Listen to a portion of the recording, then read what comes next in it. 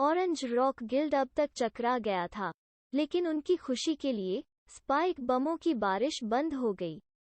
हाँ, भले ही उनके पास बम हो, उनके पास असीमित मात्रा में नहीं हो सकता है। जो इस्तेमाल किया जाता है वो शायद उनकी सीमा है। हम अभी भी उन्हें आसानी से कुचल सकते हैं। सलाहकारों ने सलाह दी। हाँ, मैं यह मानने से इनकार करता हूँ कि उनके पास और भी तुरुप के पत्ते हैं। यह शायद उनके अहंकार का विश्वास था, लेकिन वे अब रैली करेंगे। एक अन्य काउंसलर ने कहा। डोनाल्ड ने अपना सिर हिलाया, उसका दिल अब उसकी छाती से बाहर निकल रहा था। हालांकि उसने फिर से संगठित होने और पुनर्गठन के लिए अगला आदेश दिया। रुद्र ने धैर्यपूर्वक दुश्मनों के फिर से इकट्ठा होने की प्रतीक्षा की। वे जितने सघन थे, ठंड बमों को उतना ही अधिक नुकसान होगा। युद्ध में पुजारी भी गिरे हुए लोगों को पुनर्जीवित नहीं कर सकते। एक बार जब आप मर जाते हैं तो आपको अखाड़े से बाहर ले जाया जाएगा। कोई गिरी हुई लाशें नहीं थीं, इसलिए उन्हें फिर से इकट्ठा करने और अंतराल को भरने में कोई समस्या नहीं थी। डोनाल्ड कोर के लिए एक अनुभवहीन जनरल था। अगर वो अधिक बुद्धिमान होता तो वो अपने सैनिकों को तितर-बितर कर देता और उन्हें फिर से इकट्ठा नहीं करता। उनकी यह धारणा कि रुद्र के पास और बम नहीं थे उन्हें महंगा पड़ेगा। दुश्मन के लगभग संगठित होने के बाद सच्चे कुलीनों ने फ्रॉस्ट बम निकाल लिए। उनके हाथों में फ्रॉस्ट बम युद्ध के मैदान में भय फैलाते हैं। उनके पास और भी बम हैं। दुश्मन बेखौफ डरे हुए थे। अब क्या करें? इस बीच असली दुनिया में युद्ध के लिए लाइव स्ट्रीम में दर्शकों की संख्या बढ़ रही थी। शुरुआती 30 मिलियन से 35 से 45 तक और जल्दी ही 50 मिलियन दर्शकों तक पहुंच रही थी। यह दर्शकों की संख्या पागल थी। सच्चे कुलीनों ने बम निकाले। क्या किसी के पास इस बात की जानकारी है कि उन्होंने यह कैसे किया? बहुत मजबूत। सच्चे कुलीन बहुत मजबूत हैं। PFFT। तो क्या हुआ अगर उनके पास बम है? युद्ध अभी शुरू हुआ है। वे जीत नहीं पाएंगे। अगर आज सच्चे अभिजात वर्ग जीत गए, तो मैं अपना सिर गंजा कर लूंगा। क्या हम परम दलितों का उदय कहेंगे? धोखेबाज। वे कायरों का एक झुंड हैं जो एक निष्पक्ष लड़ाई में बम का उपयोग करते हैं। ऊपर टिप्पणी करने वाले बेवकूफ को क्या 100 से अधिक होना उचित है? उद्धरण। कई समाचार चैनलों ने विशेषज्ञों को युद्ध का विश्लेषण करने के लिए आमंत्रित किया था और वे वही विशेषज्ञ थे जिन्होंने विश्वास के साथ कहा था कि सच्चे अभिजात वर्ग पूरी तरह से और आसानी से पराजित होने जा रहे थे। उनके माथे पर पसीना आ रहा था। चीजें उस स्क्रिप्ट का पालन नहीं कर रही थीं जो उन्होंने कहा था कि यह बिल्कुल होगा। युद्ध के परिणाम पर दांव लगाने वाले बहुत से लोग अपमान के साथ समाचार चैनलों को स्पैम कर रहे थे। हालांकि यह अभी भी सहनीय था, लेकिन अगर ट्रू एलीट वास्तव में जीत गए, यह सोचकर उनकी आत्मा कांप उठी। मंचों ने अभी युद्ध पर गर्म चर्चा की थी। हालांकि ट्रू एलीट के हाथों में नए नीले प्रकार के बम के साथ पूरा सवा अचानक चुप हो गया। आगे क्या होने वाला था? वापस युद्ध में सच्चे कुलीनों ने नए बमों की एक वॉली शुरू की। बमों को जमीन पर ले जाने वाले कुछ ही सेकंड में उन लोगों के लिए घंटों की तरह महसूस किया जिन्होंने अपना खुद का विनाश देखा। Boom boom boom boom boom. पूरे युद्ध के मैदान में फ्रॉस्ट बमों ने विस्फोट किया, जिससे युद्ध के मैदान में बर्फ का एक ग्लेशियर बन गया। प्रत्येक आइसबम ने कम से कम 3 से 4 खिलाड़ियों को फंसाया, जिससे अंदर फंसे लोगों को भारी धक्का लगा, जबकि विस्फोटों में 2 से 3 और मारे गए। बर्फ बम स्पाइक बमों की तुलना में बहुत अधिक घातक थे और पहले वॉली के बाद दूसरा और तीसरा था। Boom boom boom boom boom. सच्चे कुलीनों ने दुश्मन पक्ष को बस सील कर दिया। शेष सभी सैनिकों में से 60% मारे गए या बर्फ में फंस गए। केवल लगभग 1000 सैनिक युद्ध की शक्ल में बचे थे। हालांकि रुद्र नहीं किया गया था। दांत पीसते हुए उसने अपने शस्त्रागार में सबसे घातक हथियार खोल दिया, जादूगरों द्वारा फंसे हुए खिलाड़ियों को मुक्त करने के लिए, बर्फ को पिघलाने के लिए आग के गोले डालने की निराशा के लिए। मैना का उपयोग करके तीरों से बंधे 3 वाटर बॉम्ब सक्रिय किए गए और छूटने दो। तीनों बाणों को अपनी ओर बहता देख डोनाल्ड को एक बुरा पूर्वाभास हुआ। यह स्थिति अच्छी नहीं थी। टिया एक तीरंदाजों द्वारा पूरी तरह से लक्षित तीर खिलाड़ियों की काफी अधिक आबादी में पानी के पूल के भीतर उतरे। वॉटरस्पेन सक्रिय हो गया और बम एक भयानक हरे धुएं के साथ फट गए। Boom boom boom. 3 बम विस्फोट भयानक शक्ति के साथ एक छोटा भूकंप पैदा कर रहा था।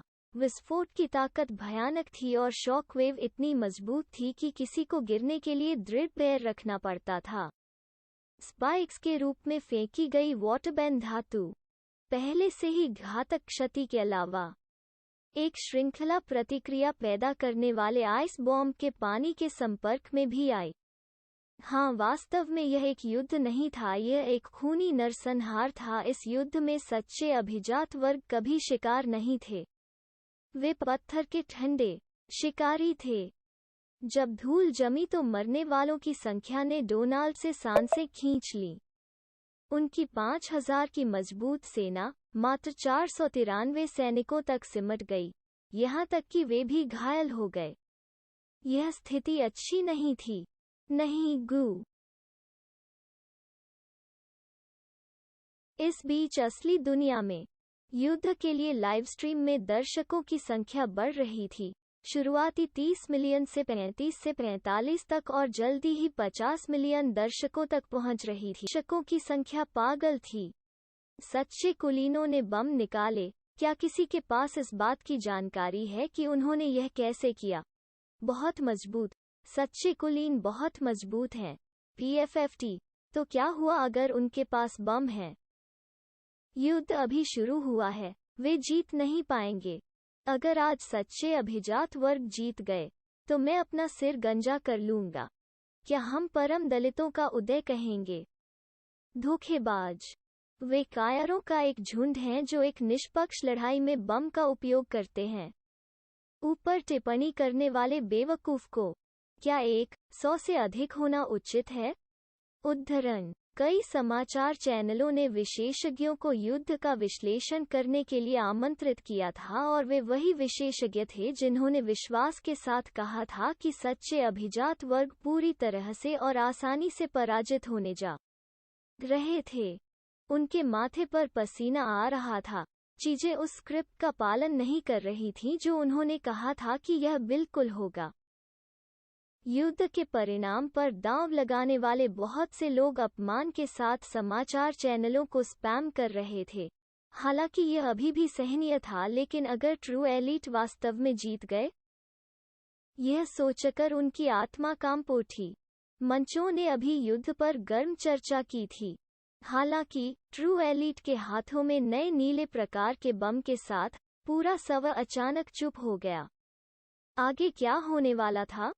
वापस युद्ध में सच्चे कुलीनों ने नए बमों की एक वॉली शुरू की।